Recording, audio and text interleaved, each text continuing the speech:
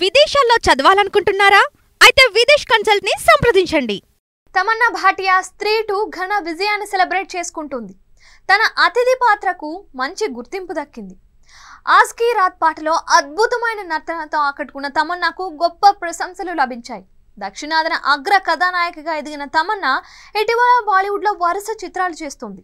అదే క్రమంలో హిందీ చిత్రసీమపై తమన్నా పేల్చిన బాంబు ప్రకంపనలు సృష్టిస్తుంది. తన కెరీర్ గురించిన చర్చలో తమన్నా ఉత్తరాది వర్సెస్ దక్షిణాది గురించి ప్రస్తావించింది.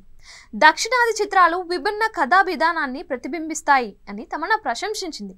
ప్రేక్షకులతో లోతుగా కనెక్ట్ అయ్యే వారి జీవితాల్లో ప్రతిధ్వనించే మూలాలు ఉంటాయని, అలాంటి కథనాలపై దక్షిణాది దర్శక నిర్మాతలు దృష్టి సారిస్తారని తెలిపింది.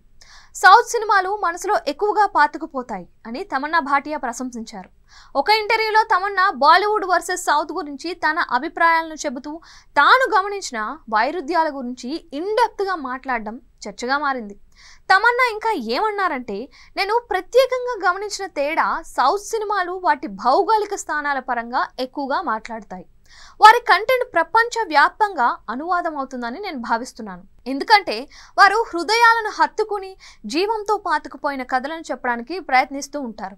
వ్యక్తుల అభిరుచి అనే దృక్కోణం నుంచి ఏవి పనిచేయవు. వారి తల్లిదండ్రికి సంబంధించిన ప్రాథమిక మానవ భావోద్వేగాలను వెతుకుతారు.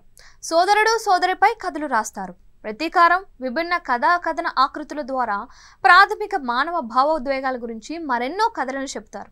వారు తమ దృక్పథాన్ని అలాగే ఉంచడం గురించి కూడా చాలా శ్రద్ధ వహిస్తారు.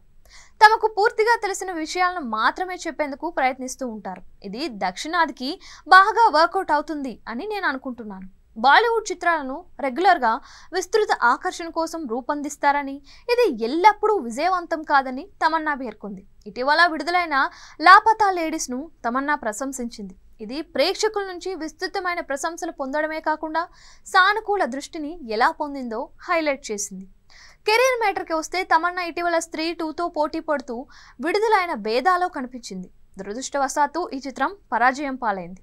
నిఖిల్ అద్వానీ దర్శకత్వం వహించిన బేదాలో జాన్ అబ్రహం, శర్వరీవా ప్రధాన పాత్రల్లో నటించారు.